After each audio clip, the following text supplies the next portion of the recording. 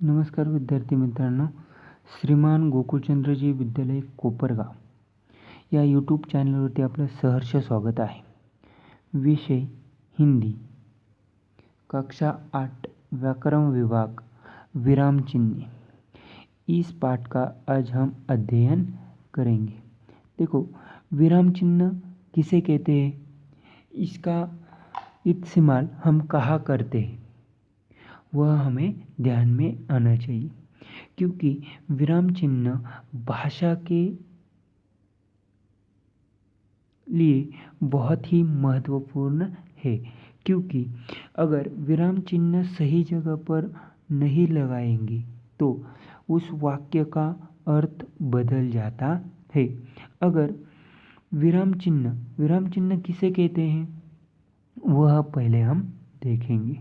विराम चिन्ह, अगर इस शब्द के विराम और चिन्ह ये दो शब्द मिलाकर एक शब्द बना है विराम चिन्ह। विराम का मतलब क्या है, रुकना, ठहरना। चिन्ह का मतलब क्या है, निशान, बराबर। अभी विराम का मतलब क्या है, रुकना, और चिन्ह मतलब निशान। अभी देखो, जब हम कोई वाक्य, शब्द या किताब का वाचन करते हैं तो हम 2 या 4 शब्द पढ़ने के बाद क्या करते हैं, रुकते हैं। हम रुकने कितनी देर है, कुछ सेकंड के लिए हम रुकते हैं, लेकिन वह रुकने का मतलब क्या है, वह विराम चिन्ह का इस्तेमाल हुआ है। अभी विराम चिन्ह हिंदी में अलग अलग प्रकार के हैं। पहले हम विराम चिन्ह का उपयोग किस प्रकार करते हैं वह देखेंगे।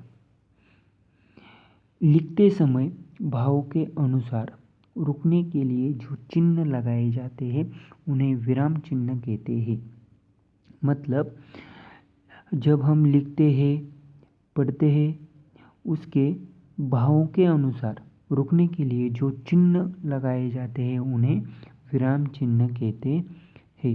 अभी विराम चिन्ह अलग अलग होते हैं।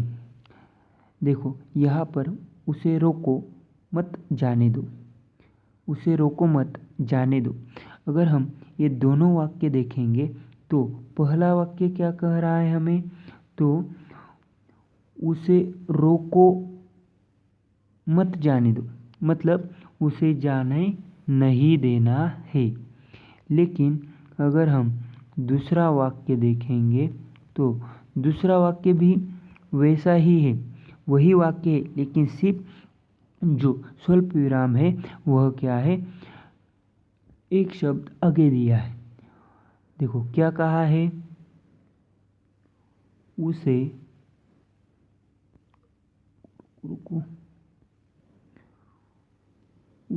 रुको मत जाने दो, मतलब उसे रुको मत जाने दो, मतलब उसे क्या करना है, जाने देने का है। पहले वाक्य एक ही है, उसे रोको मत जाने दो, मतलब उसे नहीं जाने देना है, यह पहला वाक्य कह रहा है। और दूसरा वाक्य क्या कह रहा है, उसे जाने दो।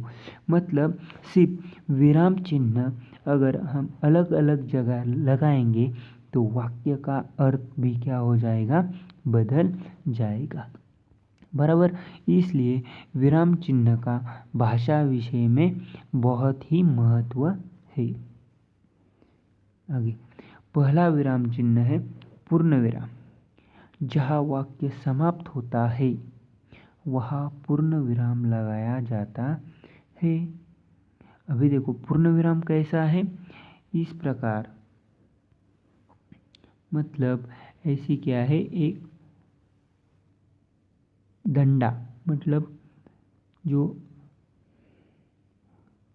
रेख होती है, बराबर, एक डंडा होता है, वह हमेशा क्या होता है, वाक्य समाप्त होने के बाद आता है। राम एक अच्छा लड़का है। देखो ये हरे कलर में डंडा दिया है, उसे क्या कहते हैं, पूर्ण विराम कहते हैं। वह कक्षा 5वीं में पढ़ता है, बराबर। अभी ये दोनों वाक्य पूरा होने के बाद ही क्या दिया गया है, पूर्ण विराम दिया गया है। पूर्ण विराम कब दिया जाता है? जहाँ वाक्य समाप्त होता है वहाँ पूर्ण विराम दिया जाता है। पूर्ण विराम कैसा होता है?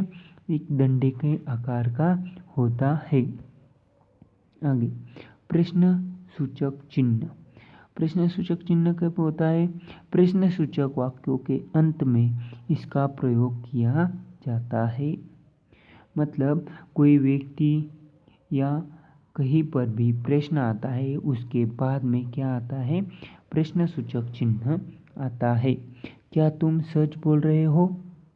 अभी देखो प्रश्न चिन्ह दिया है, तुम घर कैसे पहुँचे? मतलब अभी देखो ये जो है ये क्या है? प्रश्न चिन्ह है। ये कब दिया जाता है? अगर हम किसी से प्रश्न पूछेंगे या हमें कोई प्रश्न पूछेगा, उसके अंत में क्या आएगा? प्रश्न चिन्ह आएगा। आया ध्यान में? अभी आगे देखेंगे। ये विराम चिन्ह आपको क्या करने हैं?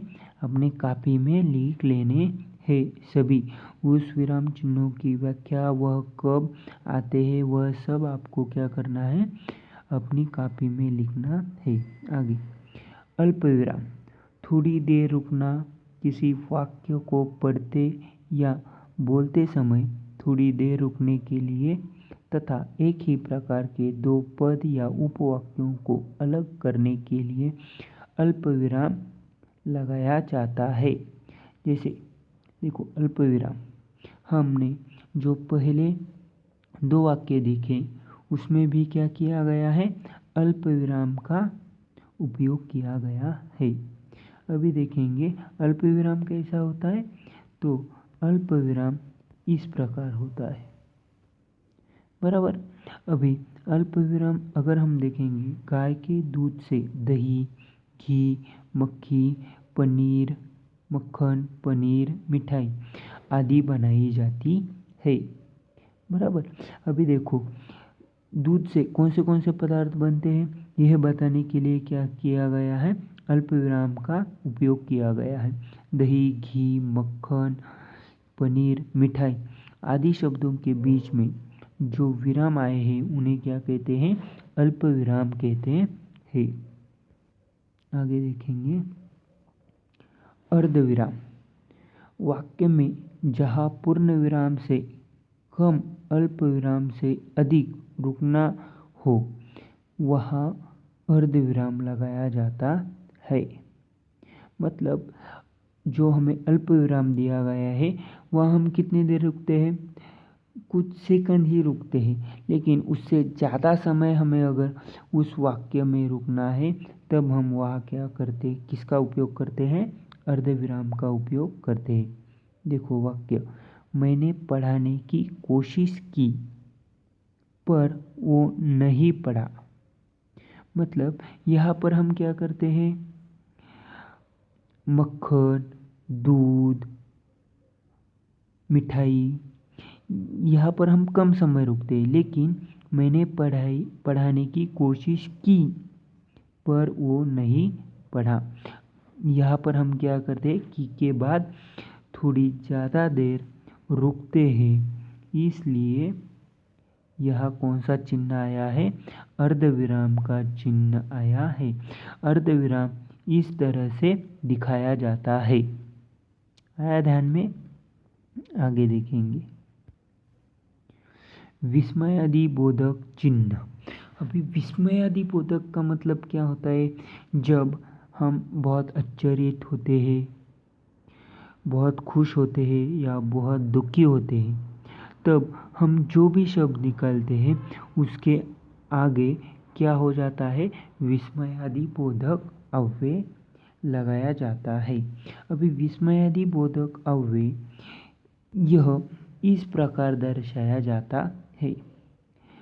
कब लगाया जाता है? मन के विभिन्न भावों को व्यक्त करने वाले शब्दों तथा वाक्यों के अंत में विस्मयादि बोधक चिन्ह लगाया जाता है।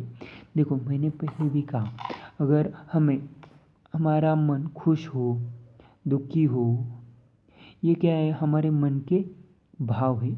वह भाव जिन शब्दों से प्रकट होते हैं उन शब्दों के या वाक्यों के अंत में विस्मयादिबोधक चिन्ह लगाया जाता है। और वो किस प्रकार है? इस प्रकार वह चिन्ह है। आगे देखेंगे उसके उदाहरण। हाय, अब मैं क्या करूं? इसके बाद वाह, तुमने तो कमाल कर दिया। बराबर। अभी यहाँ पर जो चिन्ह आए हैं वह कौन से हैं? विस्मयादि बोधक चिन्ह है। आगे देखेंगे। इस प्रकार हमारे विराम चिन्ह पूरे हो गए और अभी आप सभी विराम चिन्हों को अपनी कॉपी में लिख लो और लिखकर उसके उदाहरण कम से कम हर एक विराम चिन्ह के 5-5 उदाहरण लिखने हैं। धन्यवाद।